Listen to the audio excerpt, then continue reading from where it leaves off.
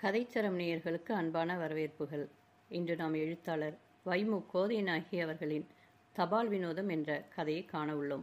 துப்பறியும் புதினங்கள் எழுதிய முதல் பெண் எழுத்தாளரான இவரை சமகால எழுத்தாளர்கள் நாவல் ராணி, ஏக அரசி, கதாமோகினி என்றே போற்றினர். அதிகாரம் 3. சித்ராவிற்கு மேசை மேலிருந்த கடிதங்கள் அவளை வா வா என்று அழைப்பது போலவே தோன்றியது. எனவே அவள் அவற்றின் மீது படையெடுத்தாள். அன்புள்ள கந்தப்பா, உன்னுடைய ஆள் மூலம் சகல விஷயங்களையும் அறிந்தேன். உன்னை இத்தனை தூரம் அவமானப்படுத்திய அந்த நாயை நீ சும்மா விடக்கூடாதுதான். நான் புலன் விசாரித்ததில் அந்த அல்ப கழுதை மகன் நாளை இரவு வண்டியில் வருகிறானாம்.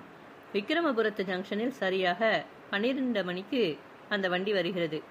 அரை மைல் தூரத்தில் உள்ள ஆலம்பட்டி கிராமத்திற்கு இரவே போகப் போகிறானாம். ஆட்களும் வண்டியும் ஸ்டேஷனுக்கு வருமாம்.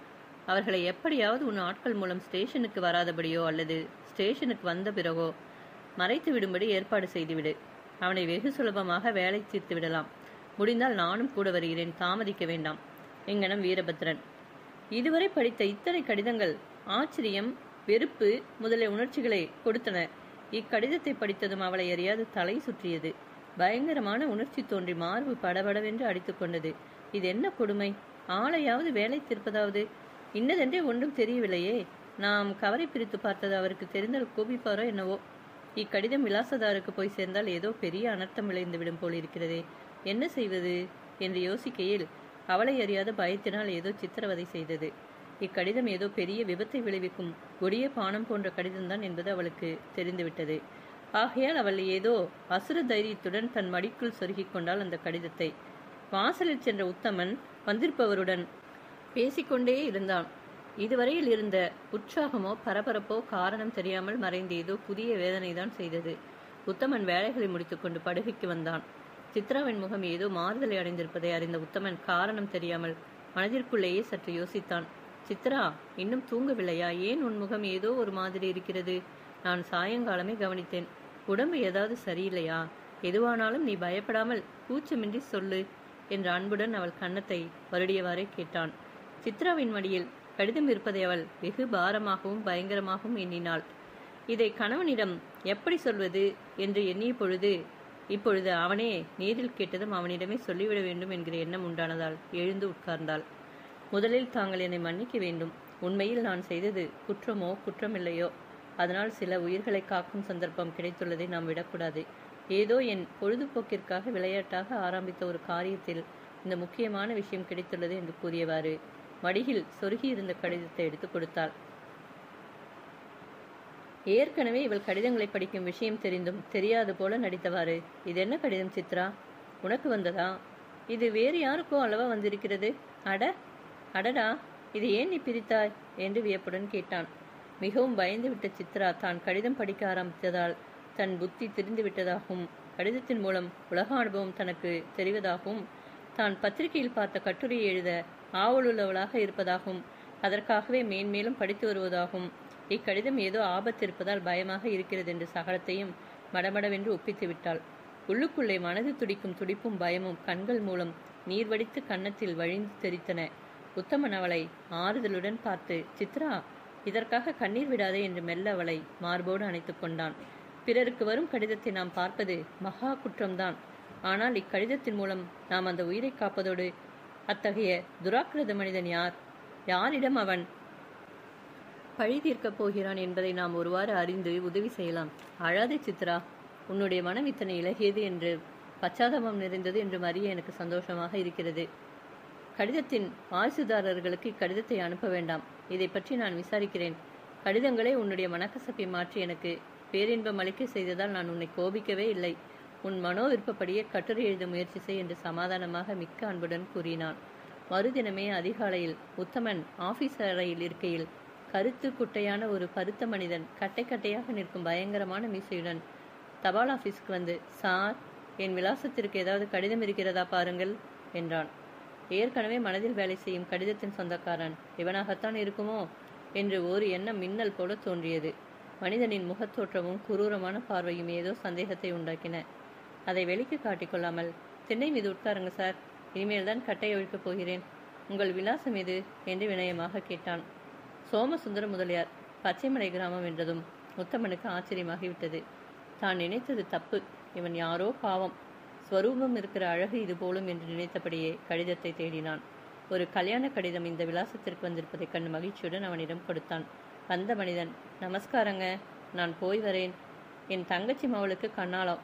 இன்னும் கர்தாசி வரலீங்களா? ஒருவேளை மறந்து கிடந்து பூட்டாங்களா அல்லது தபால்லே தவறிட்டதான்னு நினச்சேன். இந்த பக்கம் ஒரு வேலையாக வந்தனா நேரையே கேட்டுக்கிட்டு போகலாமன்னு கேட்டேன். வரணுங்க என்று கூறியபடியே போய்விட்டான். இதுவரையில் கடிதங்கள் சம்பந்தப்பட்ட வரையில் அவன் எத்தகைய உணர்ச்சியோ பயமோ அடைந்ததில்லை. அவைகளை பார்க்காததே அதற்கு காரணம். ஏதோ பொழுதுபோக்கிற்காக சித்ரா படிக்க ஆரம்பித்ததில் கூட ஒரு துப்பறியும் வேலை கிடைத்து விட்டதையும், ஒரு பேராபத்தை தடுக்கும் வேலை கிடைத்து விட்டதையும், ஒரு பேராபத்தை தடுக்கும் உபயோகமான காரியம் கிடைத்ததையும் பற்றி சந்தோஷமே அடைந்தான். எனினும் இதை வெளியிடாமலேயே ஆபத்தை தடுப்பது எப்படி? கடிதத்தை இன்றைய கட்டுக்குளுடன் கிராமத்துக்கு அனுப்ப வேண்டுமே, என்ன செய்வது என்று யோசித்துக் கொண்டிருக்கையிலேயே ஒரு வைஷ்ணவ பாட்டியம்மாள் வந்து, ஐயா, காசிப்பட்டு கிராமத்தில் இருக்கும் திருக்கோகர்ணம் திருவேங்கடதாச்சாரியாருக்கு கடிதம் ஏதாவது வந்திருக்கா பாருங்கோ என்றாள். உத்தமன் கட்டுகளை கிளறி பாட்டியம்மாள் கேட்ட கடிதத்தை எடுத்தான். எல்லாம் நல்லதற்கு என்கிற பழமொழியை உத்தமன் என்றும் மறக்காதவன். இந்த ஊர் விலாசத்திற்கு தான் அவனும் சித்ராவும் கவலைப்பட்டு கொண்டிருக்கும் பயங்கர கடிதம் வந்திருக்கிறது என்பது இக்கடித விலாசத்தை பார்த்தவுடனே நினைவு வந்ததால் பாட்டியம்மாளை மரியாதையுடன் உட்கார செய்து, பாட்டி, கடிதம் வந்திருக்கிறது, அவர் உங்கள் மகனா என்று கேட்டான். பாட்டி, என் மகன்தான், அவன் ஊரில் இல்லை, அவசியமான கடிதம் வரும், படித்து விஷயம் அறியுங்கள் என்று சொல்லிவிட்டு போனான். சம்மந்தி வீட்டிலிருந்து வர வேண்டும், அதனால் கேட்டேன். எனக்கு படிக்க தெரியாது, தயவு செய்து படித்து காட்டுங்கோ. உத்தமன், ஏன் பாட்டி, உங்க கிராமம் ரொம்ப பெருசா? பணக்காரங்க நிறைய பேர் இருக்கிறாங்களா? ஊர் நல்ல வசதியா பாட்டி?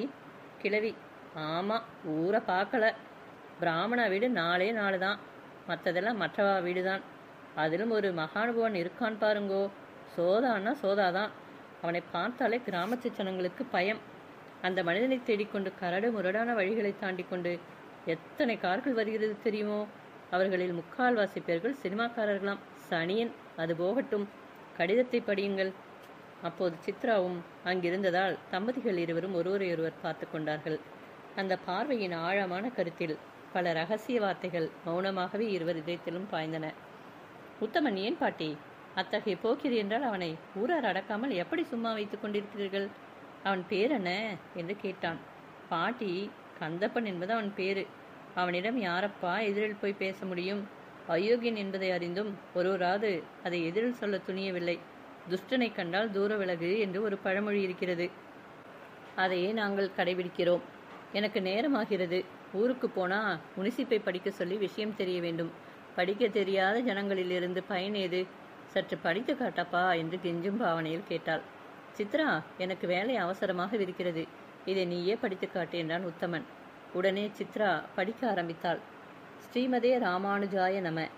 ஸ்ரீமதியாதி எழுந்தருளி இருக்கும் சுவாமியின் தேனே மலரும் திருவடி தாமரைகளில் அடியேன் சம்மந்தி கோமடம் கிடாம்பி அழகிய மணவாள தேசிகாச்சாரியார் தண்டன் சமர்ப்பித்த விண்ணப்பம். இவ்விடம் தாசவர்க்கங்கள் க்ஷேமம். அவ்விடம் நித்திய தஹ்யாராதன கரந்த கால ஷேபாதி சங்களுக்கு ஸ்ரீமுகம் கிருபை செய்திருள பிரார்த்திக்கின்றேன். இதுவரையில் வைஷ்ணவ பரிபாஷையை கரடுமுரடான வாசகத்தில் படித்தறியாத சித்ராவுக்கு இதை சேர்த்து வாசிக்க வாயில் பதம் சரியாக புரளாமல் தத்தி தடுமாறியும் இடையிடையே சிரித்தவாறும் படித்து, பாட்டி, இது என்ன பாஷை? எனக்கு ஒன்றுமே புரியவில்லையே என்றாள். கிழவி, இது வைஷ்ணவ பாஷையடிமா, நான் போகணும் என்றாள். மறுபடியும் சித்ரா படிக்க ஆரம்பித்தாள். அடியனுக்கு தேவல் எழுதிய ஸ்ரீமுகம் கிடைக்கப்பெற்று சேவித்துக் கொண்டேன். திருக்குடந்தை திருமலாச்சாரியுடைய திருக்குமாரனை சிரஞ்சீவி திருநாராயணன் தற்போது திருவரங்கத்து காலேஜில் படிக்கிறான்.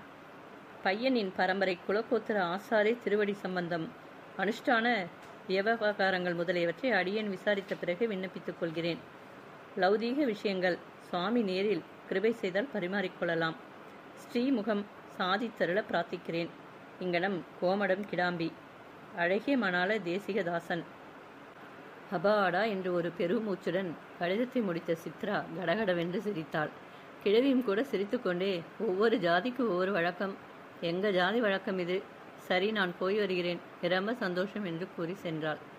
கிழவி கடிதம் பெற வந்ததில் தங்களுக்கு வேண்டிய விஷயம் கிடைத்தது பற்றி தம்பதிகள் சந்தோஷமும் வியப்பும் அடைந்தார்கள். சித்ரா, நான் வெளியில் போய் வருகிறேன். நீ தைரியமாக பயப்படாமல் இரு. ஏனென்றால் முடிந்தால்தான் இரவு வருவேன், இல்லையேல் காலையில் தான் வருவேன். உன் துணைக்கு வீடு பெருக்கும் வேலைக்காரியை இருக்க சொல்லி இருக்கிறேன் என்றான். சித்ரா, கடிதம் விஷயமாக நீங்கள் உத்தமன். உறக்க பேசாதே சித்ரா என்று ரகசியமாக சொல்லும்போது சார் என்று குரல் கேட்டு எழுந்து வந்து பார்த்தான். வந்திருப்பது யார் என்று தெரியாததால் மரியாதை செய்து உட்காரும்படி கூறி என்ன வேண்டும் என்று வினயமாக கேட்டான். வந்தவர் எனக்கு தபால் தலைகள் கவர்கள் எதுவும் வேண்டாம், நீங்கள் தான் வேண்டும் என்றார். உத்தமனுக்கு தூக்கி வாரி போட்டது. ஒருவேளை கிழவி சொல்லியே அந்த மனிதனாக இருக்குமோ என்று சற்று அச்சத்துடன் பார்த்தான். வந்த மனிதர் கடகடவென்று சிரித்தவாறு, என்ன சார் விழிக்கிறீர்கள்? மரியாதை என்னோடு கூட வருகிறீர்களா அல்லது என்று பேசுவதை கேட்ட சித்ராவுக்கு குடல் நடுங்கி பதறியது. திடீரென்று ஒரு மனிதன் இப்படி வந்து அழைப்பதை பார்க்க யாருக்குத்தான் வியப்பாக இருக்காது? அதோடு முன்பின் அறியாதவனாக இருக்கிறான். ஏற்கனவே அனாவசியமாக கடிதத்தினால் ஒரு குழப்பம் வாட்டுகிறது. கிழவி வேறு காலையில் அந்த மனிதனை பற்றி விமர்சனம் செய்திருக்கிறாள். இத்தனை பயத்துடன் தம்பதிகள் பதைத்து நிற்பதை முகத்தோற்றத்தினால் அறிந்த மனிதர், சார், இப்படிப்பட்ட பயந்தாங்கொல்லியை நான் பார்த்ததே இல்லை. நீங்கள் தானே ஒரு பக்கா வெறுவழியை பிடித்துக் கொடுக்க போகிறீர்கள்? சூரப்புலி, ஐயோ பாவம், பயப்பட வேண்டாம். இதோ இந்த சீட்டை பாருங்கள், நான் யார் என்பது தெரியும் என்று ஒரு சீட்டை நீட்டினார். போலீஸ் இன்ஸ்பெக்டர் ஏகாம்பரம் என்று அச்சடித்திருந்ததை பார்த்தது முகத்தில் அசடு வழியே சிரித்தவாறு உத்தமன், சார், தாங்கள் துப்பறியும் இலாகாவை சேர்ந்தவர்கள் என்றும் துப்பறியும் ராஜாராம் நாயுடுவிடம் பழகுகிறவர்கள் என்றும் கேள்விப்பட்டிருக்கிறேன். அந்த திறமை இப்போது எங்களிடமே காட்டிவிட்டீர்கள் என்று சிரித்தான். சார், சந்தடி செய்யாது கிளம்புங்கள், போவோம் அந்த இடத்திற்கு. முன் ஏற்பாடாக எல்லாம் தயார் செய்துவிட்டேன். அம்மா, பயப்பட வேண்டாம். உங்கள் கணவருக்கு எத்தகைய ஆபத்துமின்றி பார்த்துக்கொள்கிறேன். அவர் என்னை நேரே அங்கு வரும்படிதான் கடிதம் எழுதியிருந்தார். ஆனால் அவர் இங்கிருந்து தனியாக வந்தால் அந்த துஷ்டர்களால் ஏதாவது அபாயம் வருமோ என்ற பயத்தினால் நானே வந்தேன். தைரியமாக இருங்கள் என்று சித்ராவுக்கு தைரியம் கூறிவிட்டு உத்தமனை அழைத்துச் சென்றார். சித்ராவுக்கு மட்டும் உள்ளுக்குள் சற்று திக் திக் என்று பயமாகவே இருந்தது. சற்று நேரம் எதன் மீதும் மனது செல்லாது ஏதோ பிரமை பிடித்தது போலவே உட்கார்ந்திருந்தாள். மறுபடியும் மேசை மீது தவம் கிடக்கும் கடிதங்கள் அவளை அழைத்ததும் அதை அன்புடன் எடுத்து படிக்கலானாள். ஸ்ரீராமஜெயம். நான் சௌக்கியம், நீ சௌக்கியமா? பக்கத்தாத்து மாமி செத்து போயிட்டா. எதிர்த்தாத்து எச்சம்மாவுக்கு கல்யாணமாம். தம்பி பள்ளிக்கூடம் போறான். தங்கச்சி சமத்தா விளையாடுறா. நானும் படிக்கிறேன். ஆத்துல குடியிருக்கிறாவா சௌக்கியம். அங்கே எல்லாரும் சௌக்கியமா? எனக்கு தீபாவளிக்கு கதர் பாவடை வாங்கினா. உனக்கு வாங்கினாளா? செல்லம். குழந்தைகளின் உள்ளம் போலவே அவர்களின் எழுத்தும் இருப்பது கண்டு சிறுநகை பூத்தபடியே மற்றொன்றுக்கு தாவினாள். அது ஒரு பத்திரிகை ஆபீஸுக்கு அனுப்பியுள்ள சிறுகதையின் எழுத்து பிரதி. அதை வெகு ஆவலுடன் படித்தாள். அக்கதையை முற்றிலும் கடிதங்களின் மூலமாகவே எழுதப்பட்டிருப்பதை பார்த்து வியப்புடன் கட்டுரை எழுதுவதற்கு இதுவும் ஒரு ஆதாரமாக தோன்றியதால் திரும்ப திரும்ப படித்தாள். இதற்குள் மணி 5 முறை அலறியதும் அவளுடைய எண்ணம் குபீர் என்று கணவன் மீது பாய்ந்தது. பொழுது விடியும் சமயமாகிவிட்டதே என்ற கவலையுடன் வீதி பக்கம் எட்டி பார்த்தாள். துணைக்கு படித்திருந்த கிழவி டொக்கு டொக்கு என்று வெற்றிலை நொறுக்கிக் கொண்டே, ஏமா, ராவு புறா தூங்குலியா என்றாள். அதே சமயம் வாசல் கதவை தட்டும் சப்தமும் 4-5 பேர்கள் பேசும் குரலும் கேட்டு சற்று அச்சத்துடனேயே திறந்து பார்த்தாள். தன் கணவன், தன் அத்தையின் மகன், இரவு வந்த இன்ஸ்பெக்டர், இன்னும் சிலர் இருக்க கண்டு வியப்புடனும் தன் கணவன் சௌக்கியமாக வந்ததை பற்றிய சந்தோஷத்துடனும் உள்ளே நகர்ந்து நின்றபடி, அப்பாடா, அது மட்டும் வந்து சேர்ந்தீர்களே என்று தன் ஆவலை தெரிவித்தாள். உத்தமன், சும்மாவா வந்து சேர்ந்தோம்? உன் அத்தானின் உயிரையே காப்பாற்றி அழைத்து வந்தோம். கடிதத்தில் குறித்திருந்த பேர் வழி ரேஷன் ஆபீஸ் இன்ஸ்பெக்டர் ஸ்ரீமான் சிதம்பரம் அவர்களேதான், வேறு யாருமில்லை. அந்த துஷ்டனிடம் அணுகவே கிராமத்து ஜனங்கள் பயந்து கொண்டு தவித்ததை அந்த பாட்டியம்மாள் சொன்னாள் அல்லவா? அத்தகைய கொடியவனை பிடித்து லாக்கப்பில் போட்டாயிற்று என்று மடமடவென்று ஒப்பித்தான். சித்ராவுக்கு ஆச்சரியம் தாங்க முடியவில்லை. என்ன, அவனை பிடித்தாயிற்றா? அத்தானை எதற்காக அவன் கொல்ல முயன்றான்? அத்தான், அவனுக்கும் உனக்கும் என்ன சண்டை என்று பரபரப்புடன் கேட்டாள். சிதம்பரம், அந்த மடையன் யாரோ எனக்கு தெரியாது. அவன் மகா போக்கிரி என்பது மட்டும் இருந்ததால் அது ஒரு வகை. கள்ள மார்க்கெட் வியாபாரத்தை வெகு மும்முரமாக செய்து வந்தான். அதை நான் கண்டுபிடித்து அவனுக்கு சரியானபடி தீட்டி வைத்தேன். அந்த ஆத்திரத்தில் அவன் என்னையே ஒழுக்கி ஏற்பாடு செய்ததை பகவான் தான் உங்கள் மூலம் தடுத்து உதவினார். உத்தமன், சித்ரா, இந்த கேஸின் புகழ் உனக்கே சொந்தம். நீதானே ஆற்றங்கரையில் யாரோ பேசிக்கொண்டிருந்ததாக என்னிடம் சொன்னாய். நான் மற்ற ஏற்பாடுகளை செய்தேன். அத்தனை காப்பாற்றும் பொறுப்பு மாமன் மகளுடையதாயிற்று என்று தானே முன்கூட்டி சித்ராவை கண்களால் எச்சரித்து பேசினான். மகா யுகசாலியாகிய சித்ரா உடனே புரிந்து கொண்டாள். கடிதத்தின் மூலம் இந்த விஷயத்தை அறிந்ததாக எங்கே நாம் சொல்லிவிடப் போகிறோமோ என்கிற முன் யோசனையுடன் கூறியதை கேட்டு உள்ளுக்குள் மகத்தான சந்தோஷத்தை அடைந்து, ஆமாம் ஆமாம், அந்த பெருமை மட்டும்தானா? நீங்கள் என்னை ஆற்றங்கரையை உலவ அழைத்து சென்றதால் தான் இந்த ரகசியத்தை நான் அறிய முடிந்தது. அச்சமயம் ஒரு சிநேகிதர் உங்களை மடக்கி பேசிக்கொண்டே சிறிது தூரம் போய்விட்டதால் இந்த ரகசியத்தை நான் அறிய நேர்ந்தது. அதுவும் எனக்கு ஆங்கிலம் தெரியாது என்கிற இருமாப்புடன் யாரோ இருவர் ஒரு மரத்து மறைவில் பேசிக்கொண்டதை நான் புரிந்து கொள்ளும் வசதி உண்டாகியது. நல்ல வேளையாக எனக்கு ஆங்கிலம் தெரிந்திருந்ததால் இந்த பேராபத்தை தீர்க்க முடிந்தது. எல்லாம் பகவானின் அருள்தான் என்று கூறிவிட்டு காஃபி தயாரிக்க ஓடினாள். தான் ஆராய்ச்சி செய்து எழுத நினைத்த கட்டுரைக்கு இதுவும் ஒரு முக்கியமான ஆதாரம் கிடைத்ததைக் கண்டு பூரித்தாள். அந்த சந்தோஷமே அவளுக்கு ஒரு அபூர்வ உணர்ச்சியை அளித்தது. சித்ரா வெகு சுறுசுறுப்பாக எதையோ மிக்க ஆழ்ந்த கருத்துடன் எழுதி கொண்டிருக்கையில் உத்தமன் அங்கு வந்து, போஸ்ட், சித்ராதேவி இந்த வீடுதானாமா என்று கேட்டு கடகடவென்று சிரித்தவாறு போஸ்ட் கவர்கள் 2-3 நீட்டினான். சித்ரா கடிதத்தை வாங்கி கொண்டு, மிக மிக வந்தனம் போஸ்ட் மாஸ்டர் சார் என்று கூறியவாறு உடனே படிக்க ஆரம்பித்தாள். சௌபாக்கியவதி சித்ராவுக்கு ஆசிர்வாதம், உபய சேமங்கள். உன்னிடமிருந்து கடிதமே காணாததால் உன் தாயார் மிகவும் கவலைப்படுகிறாள். எங்கள் மீதுள்ள கோபத்தினால்தான் நீ இப்படி இருக்கிறாய் என்பதை உன் மௌனத்தை கொண்டே தெரிந்து கொண்டோம். உன் மனது இன்னமும் பழைய உணர்ச்சியிலேயே இருப்பதால் அதே வேதனையுடன் உனக்கு உடம்பு வந்துவிடப் போகிறதே என்று நாங்கள் கவலைப்பட்டு கொண்டிருக்கையில் உன் அத்தான் சிதம்பரத்தினிடமிருந்து ஒரு கடிதம் வந்தது. அவனுடைய பேராபத்தை நீங்கள் தான் தடுத்து காப்பாற்றியதாகவும், நீ இன்னும் சில மாதங்களில் தாயார் என்கிற சிம்மாசனத்தில் ஆரோகணிக்கப் போவதாகவும், எங்களையும் பாட்டனார் பாட்டியார் என்கிற பட்டத்தை சூட்டி மகிழ்விக்கப் போவதாகவும் எழுதியிருந்தான். இதை பார்த்து நாங்கள் அபரிமிதமாக பூரித்து போனோம். இந்த சுப செய்தியை நீங்கள் இருவருமே எங்களுக்கு தெரிவிக்காதிருப்பதால் மாப்பிள்ளை கூட கிராம வாழ்க்கையை உன்னோடு சேர்ந்து விருப்பதாக நாங்கள் அறிந்தோம். உன்னை இச்சமயம் எங்களிடம் அழைத்து வைத்துக் கொள்வதுதான் முறை. தனியாக விட்டு வைப்பது சரியல்லாகையால் இப்பொழுது இங்கு ஒரு கம்பெனியில் வேலை காலியாக இருக்கிறதாம். அதற்கு 250 ரூபாய் டிபாசிட் கட்ட வேண்டுமாம். எப்படியாவது கடனாவது வாங்கி அதை கட்டி உன் கணவனை இங்கேயே அழைத்து கொள்ள உத்தேசித்து விட்டேன். மாப்பிள்ளையிடம் அந்த விஷயத்தை கூறி அந்த கிராமத்து தபால் ஆபீஸ் வேலையை ராஜினாமா செய்துவிட்டு வந்துவிட சொல்லு. இனிமேல் உன் மனம் சந்தோஷமாக இருக்கும் என்று நம்புகிறேன். உங்கள் பதிலை எதிர்பார்த்து கொண்டே இருக்கிறேன். அதை பார்த்த பிறகுதான் நான் கடன் வாங்கி கட்ட வேண்டும். உடனே பதில். உன் தாயார் இதே கவலையாக இருப்பதால் தாமதமின்றி கடிதம் எழுது. எங்கனம் உன் தகப்பனார். இதை படித்ததும் கடகடவென்று சிரித்தாள். இந்த சிரிப்பொலியை கேட்ட உத்தமன், என்ன சித்ரா, காதுக்கள் கணீர் என்று ரிங்காரம் செய்யும்படி சிரிக்கிறாய்? என்ன விசேஷம்? உங்க அப்பா அம்மா வரப்போகிறார்களா என்ன என்று ஆவலுடன் கேட்டான். சித்ரா பதில் சொல்லாமல் அன்பை கக்கும் ஆழமான பார்வையுடன் கடிதத்தை உத்தமனிடம் கொடுத்தாள். உத்தமன் அதை படித்துவிட்டு, ஓஹோ, இதுதான் இத்தனை குஷியாக சிரிக்கிறாயா? பேஷ், ராஜினாமா எழுதிவிடட்டுமா என்ன சித்ரா? உனக்கு மேல் சுக்கிரதசை உன் குழந்தைக்கு அடிக்கப் போகிறது. அதனால்தான் பிறப்பதற்கு முன்பே தாயாரின் மனோபிஷ்டத்தை பூர்த்தி செய்ய போகிறதாக்கும்.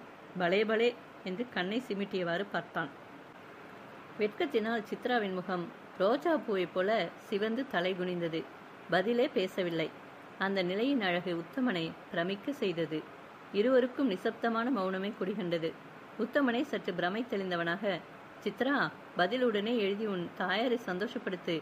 நான் இன்றே ராஜினாமா செய்து விடுவதாக ஆபீஸுக்கு கடிதம் எழுதிவிடட்டுமா என்றான். அவள் தான் இதுவரையில் செய்த அசட்டுத்தனத்தை எண்ணி வெட்கியவளாக அன்புடன் உத்தமனை பார்த்து, ஏதோ தெரியாதனமாக நான் நடந்துவிட்டதை மன்னிக்க கோருகிறேன்.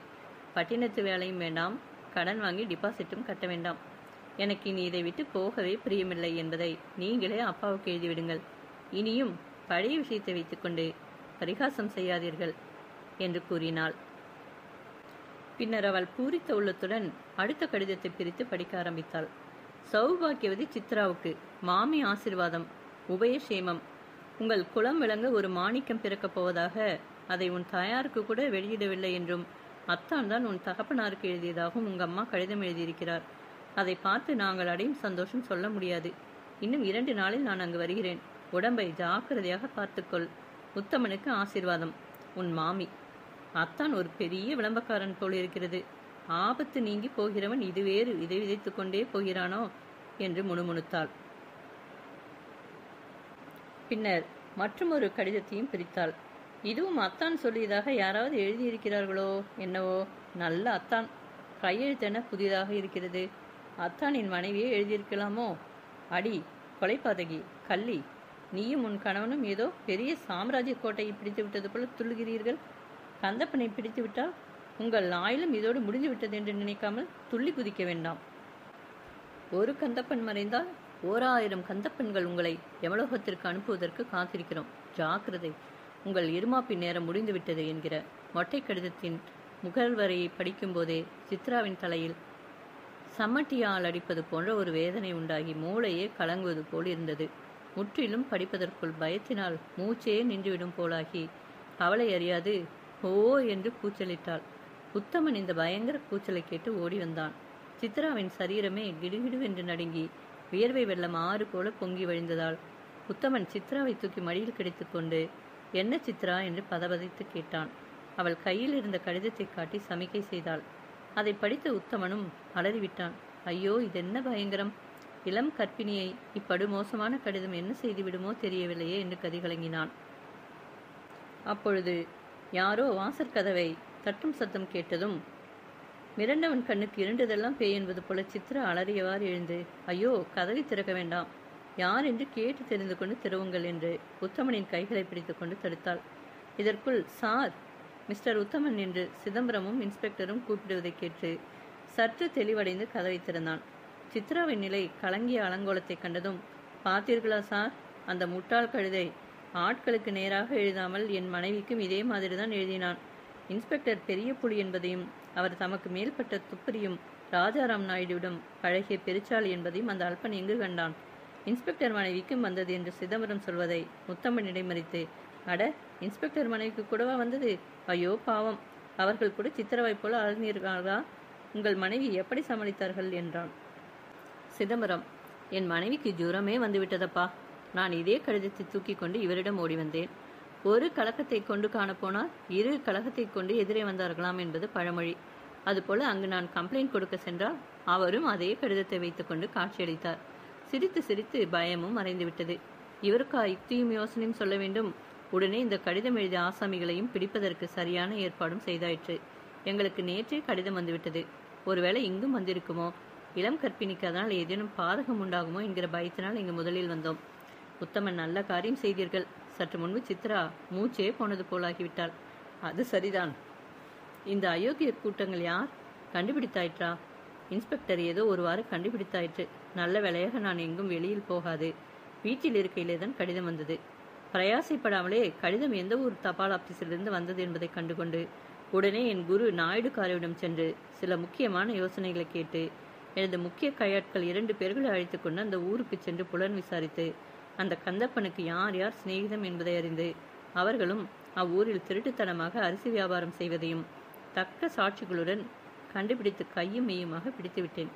இனி அது விஷயத்தை கண்டு சற்றும் பயப்பட வேண்டாம். சில தினங்களுக்கு இந்த வீட்டில் போலீஸ் பாராவும் போட்டு வைக்கிறேன் என்று சொல்லி தேற்றிவிட்டு செல்வதற்காகத்தான் வந்தேன். நாங்கள் போய் வருகிறோம் என்று கூறினர். சித்ரா சற்று சமாதானம் அடைந்து வந்தவர்களுக்கு பலகாரம் காஃபி கொண்டு உபசரித்தாள். அவ்விருவரும் விடைபெற்று கொண்டு உடனே சென்று விட்டார்கள். ஒரு கண நேரத்திற்குள்ளே எப்படி ஒரு பெரிய பூகம்பம் போல் ஒரு புறம் பயங்கரமும் மறுபுறம் ஒரு சாந்தியும் உண்டாகிவிட்டது. எல்லாம் ஈசன் செயல்தான் என்றான் உத்தமன். ஈசன் செயல் மட்டுமில்லை, தபால் வினோதத்தின் பலன்கள் என்று கூறி சிரித்தாள் சித்ரா. அச்சிரிப்பில் வெற்றியின் பெருமிதம் பிரகாசித்தது. மறுநாள் உத்தமன் சித்ரா தேவி போஸ்ட் என்று 2 கவர்களை கொடுத்தான் உத்தமன்.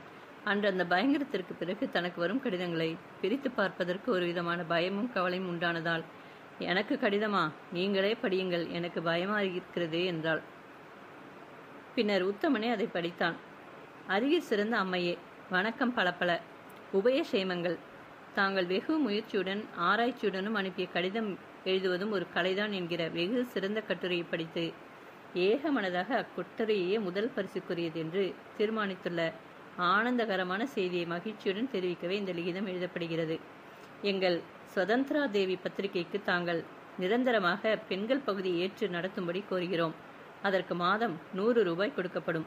பரிசு பெற்ற இக்கட்டுரை முதல் தேதி பத்திரிகையில் வெளிவரும். பரிசு வழங்கும் விழாவை பிறகு அறிவிப்போம். தயவு செய்து அன்று எங்கள் ஊருக்கு வந்து விழாவை சிறப்பித்து பரிசு தொகையை வாங்கிக் கொள்ளும். உங்களுக்கு கமிட்டியின் சார்பாகவும் பத்திரிகையின் சார்பாகவும் வந்தனத்தை தெரிவிக்கிறோம். துரைராஜ். இதை படித்து முடிப்பதற்குள்ளாகவே உத்தமனின் ஆனந்தமும் கட்டிமீறிய உற்சாகமும் காட்டு வெள்ளம் போல பொங்கி பெருகியதால் ஒரே தாவலில் சித்ராவை தூக்கி கொண்டே குதித்து விட்டான். அவளுடைய கன்னங்கள் சிவக்க, பலே பேஷ் சித்ரா, இந்த அளப்பரிய ஆனந்த கடிதம் என்னை தேன் குடித்த நரிபோல செய்துவிட்டது.